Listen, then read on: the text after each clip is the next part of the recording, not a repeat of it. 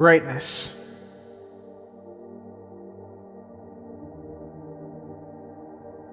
The drive to be the best.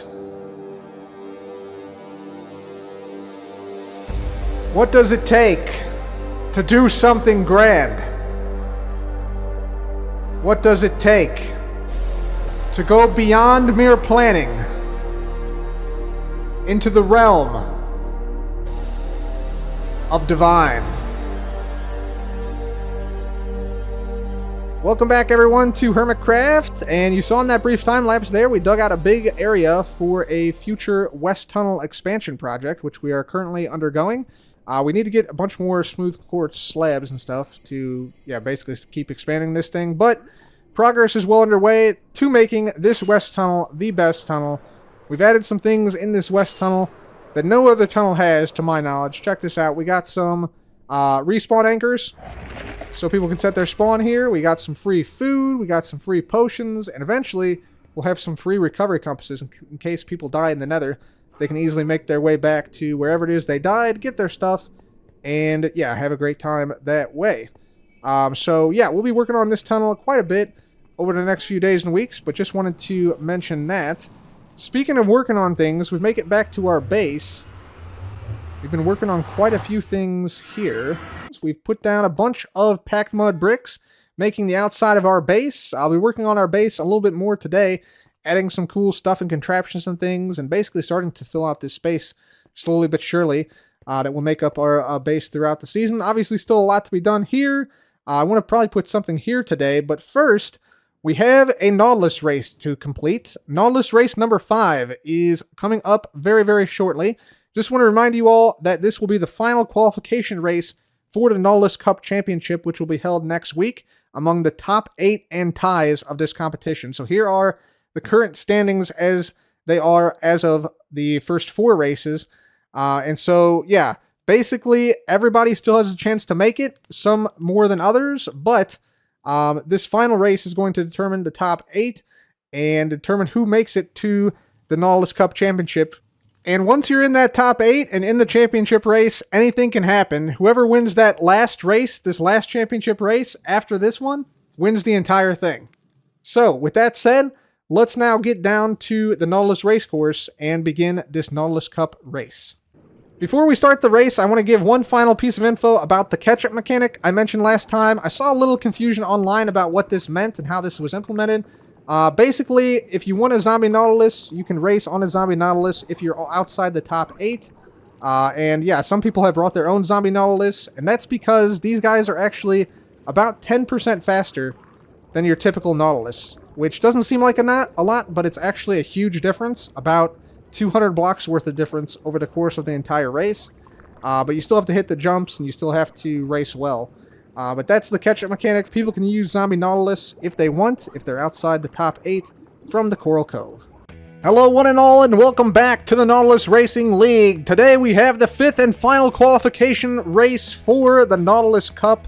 And to make the Nautilus Cup Championship, you must be inside the top 8, including ties, for you to qualify. And we have 3 main competitors we will be following here today. Grian, False, and Zombie Cleo all in a tie for 7th.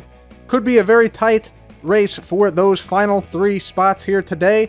And here we go. The gates are now open, and this final Nautilus race is underway. And coming out of the gate, it is Etho who makes it through the first obstacle, followed by Jevin and Impulse. We also have Grian there, Cleo is there, and False Symmetry as well. And Joe has come off of his Nautilus. Could be a catastrophic mistake for Joe. We'll see if he can recover. Holy smokes, what a first obstacle for Mr. Joe Hills. Meanwhile, at Conduit Corner, we have Etho, followed by Impulse, Jevin, Grian, and False. Cleo also there, making a break for that final spot in this Nautilus Cup. In the meantime, Etho, now leading the pack, gets out of the tunnel first and is off into the Bermuda Triangle as Impulse follows closely behind, followed by False. Cleo with a very wide turn, lost a spot to Ren there. Grian looking to go up the waterfall, thinks twice about it, but Corrales does go up the waterfall, followed by ZF, Isuma, Skizzleman, and pulling up the rear we have Joe and Tango trying to make up some ground. Up ahead now we have Etho all the way through the Dripstone Cave now, and he is already into the Drip Leaf section. Etho blazing speed out of the Dripstone Cave on his diamond-clad zombie Nautilus, and he has opened up a sizable lead over the rest of the competitors. However, False now gaining some ground as well with her own zombie Nautilus. She is in second, followed by Ren and Jevin. Jevin with his strongest showing yet so far, looking to see if he can finally make it into that top 8. Here we have Grian and Cleo now also battling it out for 7th place in the Nautilus Cup standings, and Grian misses the jump. Cleo goes on ahead. Corrales also in pursuit. Meanwhile, False still in 2nd place. She is now passed by Rendog and Jevin. Grian now also close, and Cleo also close. Ladies and gentlemen, this is what Nautilus Racing is all about. And Ren now in 2nd place as we come to the first jump of the Warden's Lair. Ren over cleanly, as is Grian going up the bubble column. Perhaps Grian getting a little bit of an advantage there, taking the shortcut as we now head down into the depths of the Warden's Lair. It is Ren emerging first, followed by Grian, False, and Cleo. And this group right here, ladies and gentlemen, I will remind you, is tied for 7th right now. This will determine who will and will not make it to the Nautilus Cup Championship, as Grian now showing a burst of speed through the Warden's Lair, taking a great line through the area. Etho, meanwhile, up ahead at Loglands. He is now entering the Matrix, takes Tunnel 3 into the Matrix, as Etho has opened up a huge lead. It'll be tough for anybody to catch him, but maybe Grian can, as Grian has now moved into 2nd place. He is taking Tunnel 2, and he is significantly now ahead of Rendog, who also takes Tunnel 2, followed by False. Cleo takes Tunnel 3, and Jevin is taking Tunnel 4.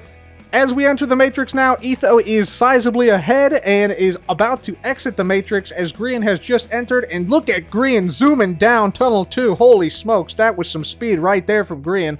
Well done. Ren and False in close pursuit down the same tunnel. Meanwhile, we have Jevin and Cleo both in separate tunnels, trying to make up a little bit of ground here by potentially taking some different tunnels and different routes through the Matrix. And it looks like False emerges first. No, Grian emerges first. Grian is actually in 2nd place, but he misses the jump. But False fakes the jump, passes Grian, as does Ren, as does Cleo. Grian has fallen behind a little bit as we now enter the Golem Gorge. Looks like Cleo and Ren easily navigating Golem Gorge, and they are on to potentially the shortcut, but Etho has already made his way through the shortcut and is on toward the finish line. Holy smokes, what a blazing performance by Etho, getting through this area in record time. Here comes False, here comes Ren. There is Cleo with them as well as they enter into these final couple of sections, but Grian and Jevin are both way behind. Etho now storming ahead. He's put back on his bandana somehow mid-race. I don't even know how that's possible, folks, but he is just in total chill mode as Button is that Button the snowman on the left? It is! Button perhaps blessing Etho in this race, having recently moved to Pearlescent Moon's area. Ren and False desperately trying to catch up as Cleo is now in 4th place. Etho, though, meanwhile, blessed by Button, has entered the final section, and it looks like he will potentially cruise to victory here. Further back, False is in 2nd, followed by Ren in 3rd. Cleo in 4th, and Jevin in 5th place. And it looks like Etho is approaching the finish line at this moment, and here he comes, and Etho will punch his ticket to the Nautilus Cup Championship with a victory here in Race 5. Incredible stuff from Etho. Meanwhile, we have False Symmetry in 2nd place. If she can secure 2nd, she will certainly be through to the Nautilus Cup. And it looks like Ren is too far behind, and it is False Symmetry who makes it through with a 2nd place finish here today to the Nautilus Cup. Ren finishes 3rd. Meanwhile, the race for 4th. This is very important for the points. If Cleo can make this jump, she will make the Nautilus Cup, and she does! Zombie Cleo from no points in the first 2 races to making the top 8. She will be in the Nautilus Cup. Jevin finishes 5th, his best finish yet, and Grian in 6th. Joe, meanwhile, overcomes a disaster in the first obstacle to finish 7th. Impulse with a great finish at 8th, putting him into the top 10 for this Nautilus Cup standings. Meanwhile, Asuma in 9th place, and the Pride of Rome, Corrales, finishing 10th. Congratulations to Etho on his first victory in the Nautilus Racing League, winning in dominant fashion over False, Ren, and Cleo. Jevin finishing 5th, his best performance of the season. Grian 6th, Joe also on the board now with 1 point in 7th, and Impulse with another point, finishing 8th. And here are the final Nautilus Cup standings. Pearlescent Moon, CubFan135, Rendog, Etho, DocM77, False Symmetry, Zombie Cleo, and Asuma will all make the championship race. Grian just barely missing out, and Impulse will round out the top 10. Congratulations to the top 8 racers, and we will see you next week for the Nautilus Cup Championship. Congratulations to the top 8 yet again on qualifying for the Nautilus Cup Championship, and we're also going to do some special stuff for the championship that we've already started. If we get down here to the Nautilus race, you can see we've already put up some championship banners with some trophies here. Let me get up here. There we go. Yeah, some trophies right there. So yeah, those are on the starting gate and throughout the course. You can see we've changed the billboard as well to say NRL Champ for NRL Championship. And we've changed up some of the course itself, like the blocks that make up the course. So we got some gold here with like a checkered flag for the championship as well. And we got a bunch of other stuff, like for instance, over here, we got like some pillars of gold here as we fly through this tunnel. We got a big NRL thing here in gold as decoration for the championship. We got some more, gold pillars with banners here. So lots and lots of things here, including some fireworks and stuff over in this section. So like if you jump up and hit this tripwire like that, this will actually shoot out some fireworks if you activate it at the right time. There you go. Yeah, like that on both sides. So that's kind of cool. And yeah, these sort of decorations continue throughout the whole rest of the course all the way to the end. So the Nautilus Championship will be coming up next week, and I'm very excited that we are in the top 8, and we have an awesome top 8, I think. Anybody from the top 8, I think, could potentially win the thing, depending on how they practice and how things go in the actual race, but should be a fun time. I'm very much looking forward to competing in it, and I hope you guys are too. We, of course, have bigger trophies and things for the winners of the championship race than the normal races. However, today, we have to get started on something I've been wanting to do for a very long time, and that is potions. We need potions here at the base. I found myself throughout the season wanting some potions when I don't have any, and today we fixed that. So the plan is, for now, right here from roughly the start of the smelter area over here, behind this thing, all the way over to the far edge of the base, we want potions all along here. And we want kind of a variety of potions, so things like fire resistance, water breathing, night vision for caving and stuff. All the utility potions, we want these all in a line, all right here. So we're going to get started on that right now. All right, everybody, welcome back. So we got our brewing stations now starting to come about. They look like this with everything stripped away. Pretty straightforward system. Just a 5x5 area, too, that this thing covers. So, yeah, very useful to make one of these or multiple of these sort of in like a line like this, as it takes up kind of minimal space. The way it works is basically we have a brewing stand here, and it just brews up potions continuously until this shulker box down here is full. The same with this one. It just brews up continuously until this shulker box is full. If we go around the back here, I can sort of explain how it works. So basically, we have a brewing stand down there. You can kind of see it. It's in this mess of redstone, so it's kind of actually hard to access from here, but you can access it from the front. And basically, this thing will be locked by a hopper above it right here. See, we have some filler buttons that basically ensure that a comparator up here always outputs 2 whenever there's an extra item inside of it. And that basically is what calls all of the potion ingredients from these droppers here. So this is like the golden carrots. There's redstone behind this block in a dropper, and then there's netherwort up here. So this calls that via this torch and then this repeater line here. It then puts the items into the brewing stand one by one, which is also locked by that same system via this dust here, which is what the repeater on the front here is doing. It locks this hopper and makes sure no water bottles get through. And so then it brews up in the order you dispense things in. So you just put the items in order via that line. And then this hopper here will always have 1 water bottle in it, and it'll call water bottles from this dispenser to be created and put into this hopper and then put into the brewing stand whenever the brewing stand runs out of potions and or water bottles in this slot. And then we also have this line, which this line, if there's no potions in it, will tell the brewing stand to brew more. But in this case, it's on because it's locked because we can't fit any more brewing stand or potions into the shulker box. So that basically locks the upper hopper via this redstone line. We also locked the hopper there via a comparator here, which locks the line here. And if we run out of water bottles or glass bottles to make into water bottles, we lock this via that torch up there. So a very straightforward system. I believe this was actually Etho who designed this. And yeah, this is the same one I used in Hermitcraft Season 10 in Gasket Ball to make the slow falling potions for Gasket Ball. So very useful design, and I like that it allows me to do stuff like this. So especially with these night vision potions, which I use a lot for mining, I can do stuff like, let's say I went mining, got a whole bunch of night vision potions, and we're now out of Visions of the Dark Night.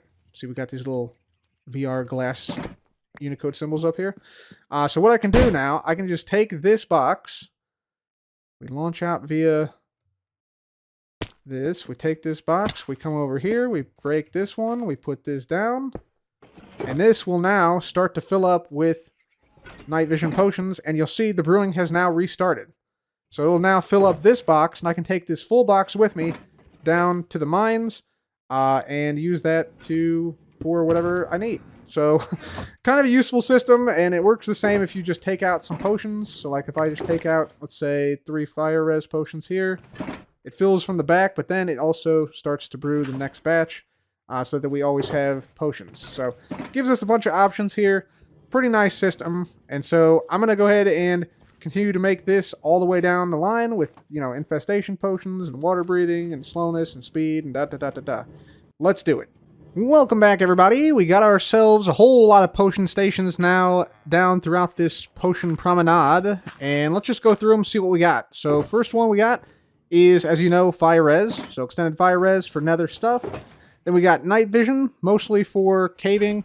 Turns basically night into day when you're in a cave. Pretty nice thing.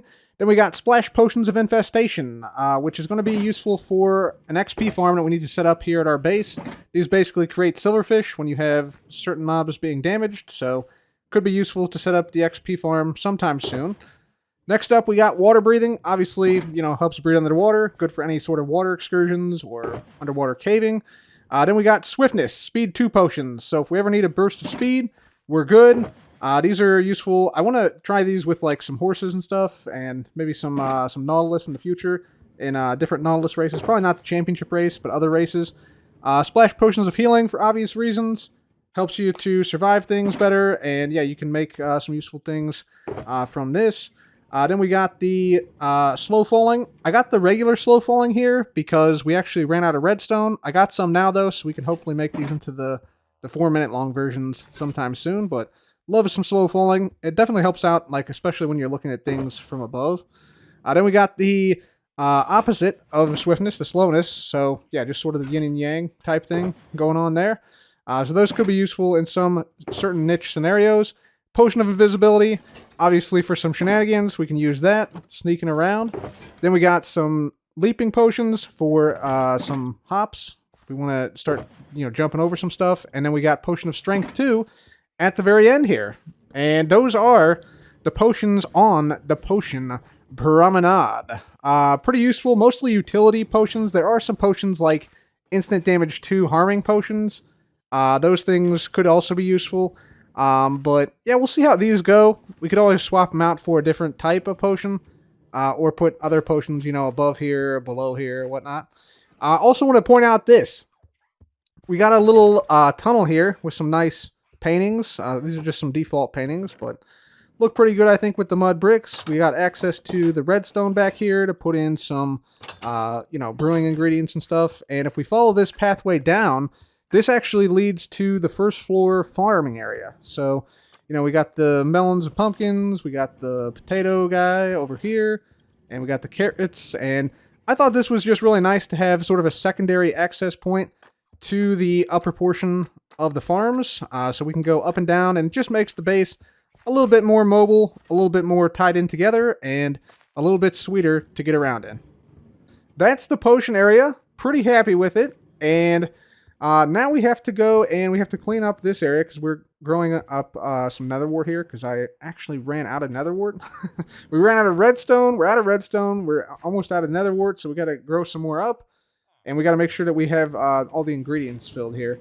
But other than that, this area is done. We might need a more permanent area for the netherwort to grow. But that's a problem for future me. Now that we have all these potions here at the base, we can actually start to use these for helping out the other hermits and, yeah, providing some assistance in the West Tunnel. Namely, these fire res potions. These are one of the things that were given away in the West Tunnel. So I'm going to take this entire shulker box and we're going to run off to the Nether in the West Tunnel, the best tunnel. And if we make our way through here, let's just skip over this way. If we get here, you'll see only one potion right here. If we take this out, this thing is totally empty. So we don't want that. We want more potions in there. So if we break in here, smash down this shulker box here, this thing will just fill up. And now this will just continuously fill up so that people can just come by and, you know, whenever they need a fire rest potion, they can just get this and then be on their way, grab some food. And like I said, we'll have some things here eventually. But these fire rest potions should now pretty much be taken care of. I can just get on up here. There we go. Yep, there we go. And then we'll put the rest of these in here. So yeah, now we have like a little stockpile of that. Grab this back. And yeah, now we have 2 of these filled instead of just 1. I'm also going to grab some ender chests. We're going to put some ender chests here at the start of this tunnel. In fact, maybe it might be worthwhile to put like an ender chest every once in a while, like down the tunnel itself.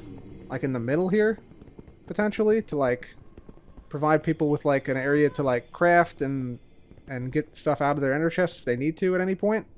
That might be worthwhile. I'm also missing a button here, I'm now realizing. So that's something we definitely got to fix. But we're also going to work to extend this tunnel a little bit more today, and we're going to start doing that right now.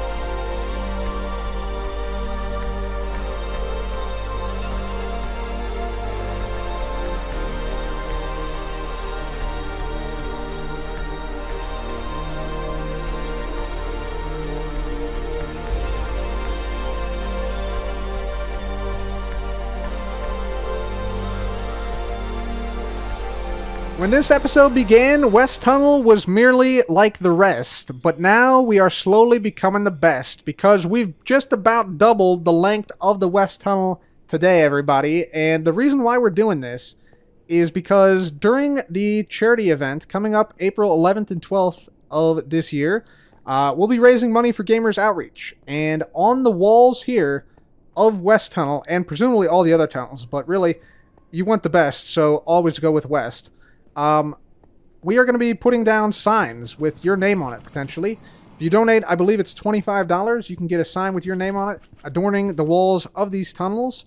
And yeah, you can be a part of Hermitcraft history. It also raises money for Gamers Outreach, which is a great cause to put go-karts in hospitals, which are basically specialized, customized, hospital-equipped, or hospital-ready, I guess. Hospital grade? Hospital grade. That's the word I'm looking for. Hospital grade carts that have gaming systems on them and allows kids to game while they're in hospital getting treatment for illnesses. So it just provides a little bit of a sense of normalcy and an escape, if you will, from the monotony and the, I guess, difficulty of being in hospital. So if that sounds like a good cause to you and you want to have your name on the tunnel here, you can donate during the Gamers Outreach charity event. Again, that's April 11th and the 12th. We're going to be live basically all weekend long, raising money for Gamers Outreach. We have an in-person event. We've been working on this for months and months and months and months and months, and we have things that we're auctioning off, custom items, things signed, things that I've signed, TCG cards, plushies, custom statues and things, like all sorts of crazy stuff. If you want to support Gamers Outreach, and yeah, you can put your name on a sign in the West Tunnel, the best tunnel, and be a part of history. We're not done with this tunnel either. We're going to keep going because we have even more still to build out this direction. So, anyways, for now, I think I'm going to call it for today. Thank you guys so much for joining. Got some potion stuff going. Nautilus Championship race next time. I will see you there. Thank you for watching. Goodbye. Bonus clip on a mountain. Anyway, that's fine. Did you make the grass farm yet? No, it's. I came over here to shoot skis. Can you help me, B-dubs? I really don't. Oh man! I thought this was behind us. Doesn't that defeat the whole purpose? Yeah, we're done shooting. There's a whole manual. I shot you like 5 minutes ago. We're done. We're done. No, I thought you were asking beat-ups to help you kill me. Is what I thought was happening. No, never. I've transcended beyond these petty squabbles.